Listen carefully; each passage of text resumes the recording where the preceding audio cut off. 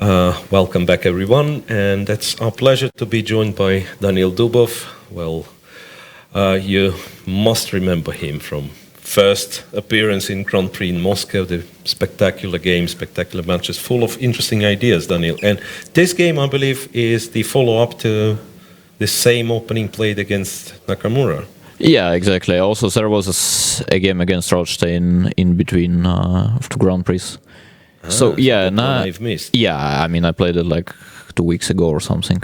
So yeah, Knight A4 is a novelty, I guess, but I mean, obviously, if you play such a line for that long, obviously, I mean, it was not a surprise.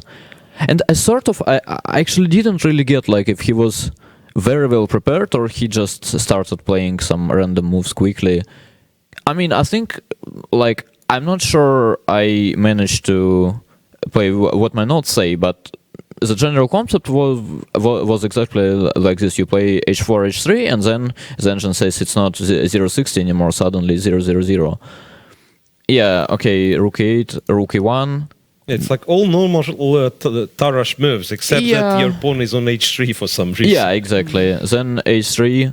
Okay, queen d6 is also, I'm not sure it's really good here, but in general it's a basic idea. When white plays bishop g5, it's okay to spend 2 tempes to get rid of the pin. Yeah, to get rid of the pin and to play queen e5. So queen d2, queen e5.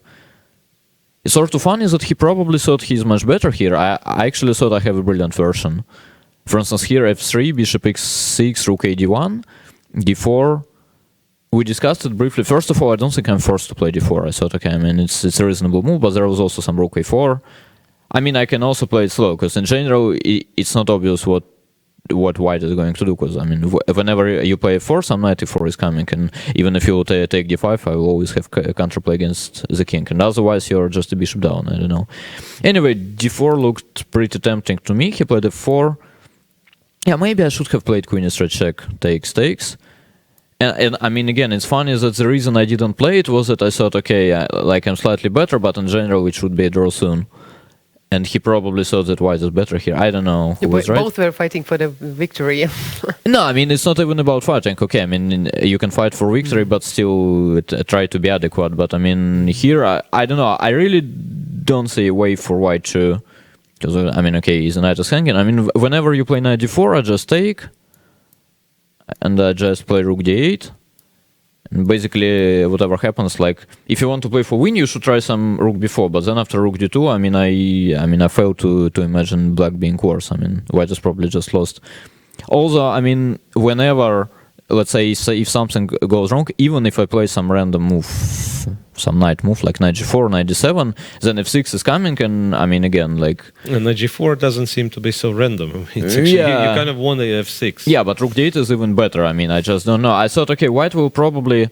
Maybe knight d4 is stupid, but I thought, like, white will try to simplify it as much as possible. I think he'll, like, take here, then probably, I don't know, like, take here. Then if takes, then rook d3. But, I mean, it's not that white is trying to win. It's like he's trying to save it.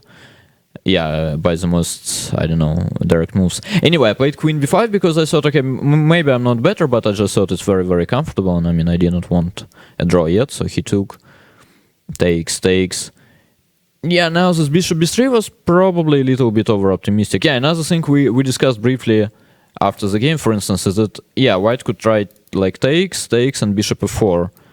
And he told me after the game that it was his original idea, but he blundered some...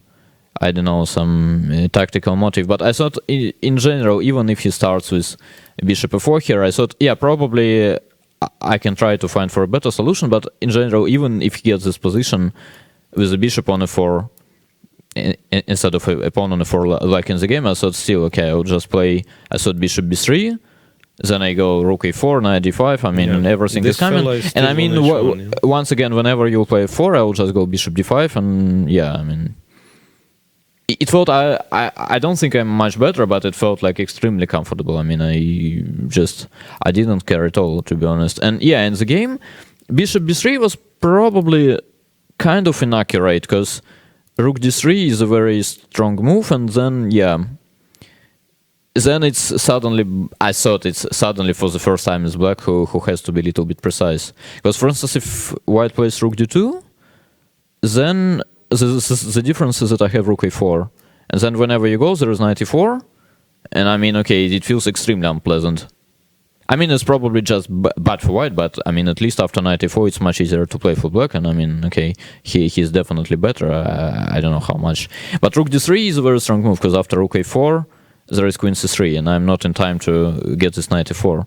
Because I was trying to make some brilliant lines work like this, and some rook takes c2 in some lines. Rook e2, some mate, yeah, but it never works. I mean, the main problem is that whenever you do it, there is always rook d check and queen d3 check. I mean, it's...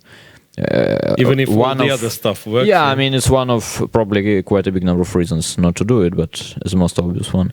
Yeah, and after rook d3, I thought, okay, I mean, I'm not going to...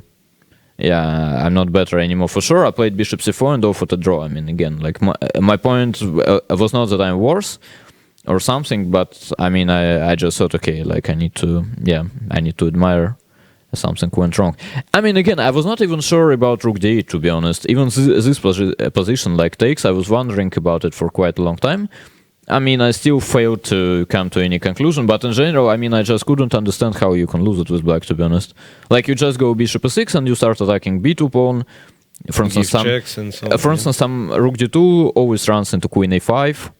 Some knight g4 is coming, so I mean, you'll probably take just in case, yeah, and then you'll, I don't know, some bishop f3 or something, but then, okay, queen c5, queen c2. I mean, I just couldn't understand what's going on, but at least I thought probably... Although I was not sure, but I thought probably white can never be worse here. And after bishop c4, I thought it's sort of a little bit more ambitious for black. Now, we were told after the game that some weak engine says rook d2 and white is better. I don't know, but obviously, like after the previous line, you can understand that I thought that at least I can play rook d8 here. Yeah, of course. I mean, it's not... Yeah, probably the engine is stupid. Probably I'm wrong, I don't know. But I mean, yeah, it was not obvious. And rook c3 felt, yeah, sort of, you know, felt very ambitious, yeah. And very forcing it. Yeah, sure. You have to take. But it takes, it was my original idea in general, that, okay, you take. Anyways, this pawn on h3 is, yeah, quite a strong argument in all the lines. Yeah, and that was basically one of my ideas, because when I offered a draw, I actually calculated all the stuff, queen takes f6, and I was pretty sure, I thought, okay, I have a very big number of moves here. Bishop d3 I like the most. Yeah, there was a very big number of moves. Yeah, bishop d3 was also possible indeed. And question, queen b2, there was some refutation to queen b2? I mean, it's not about, yeah, I thought in the game I'm basically forcing a draw. And queen b2, yeah, I don't know, I didn't like that some bishop d5 will work at some point. But in general, like, yeah, my feeling here was that, okay, suddenly I'm down to... like less than 20 minutes probably, and I felt like it's my only problem. I was pretty sure that I'm not yet down to only moves or something, but I just thought, okay, let's try to calculate something and basically force a draw, because I mean, like, otherwise I didn't want to do something in time trouble, because in general I had I was not even sure, for instance, if I go rook a to d8, like, what do you really want? I mean, queen g5 check is never you know, you never try to win it. Yeah, I mean, okay, bishop, I don't know, random square. With the pawn on h2, I'll always have rook e1, rook e2, and the perpetual, like in the game. That's why you need this pawn on h3, yeah? I mean, like, I didn't really see what is his threat or something. I thought, okay, after rook d8, probably I will, in some lines, I will run into some rook e3, and d8 will be hanging. Also, still, I don't see how exactly... it will work, but okay, I don't know, probably. Bishop f3, I think it's just a draw by force, because, yeah, I thought rook e5 is his only try. Yeah, takes e6, yeah. I mean, again, I'm not sure that queen d5 is the only move, but I thought, okay, I mean, it's rock solid. Good enough. Yeah, I mean, let's just play it. So in the game, he took queen takes f7, and there was a perpetual. Yeah, I thought, like, his last, I mean, not even attempt, but he can go for this. Then after rook d8, he has this rook f3 check, king, I don't know, somewhere, and king g1, and then I'll play rook d1, rook d2. But okay, I mean, so far I'm capable of doing this stuff, so I mean, he took with the queen. Yeah, I mean, I don't know, it was definitely a very important game for the whole line, but yeah, I mean, I don't know, we need to check. I don't have a feeling like something was wrong with, I don't know, with my outcome of the opening, at least. So it was... very, very important game for the opening line, but it wasn't a critical test. Let's put it this way. Black seems to be, feels like, Black seems to be very solid. Yeah.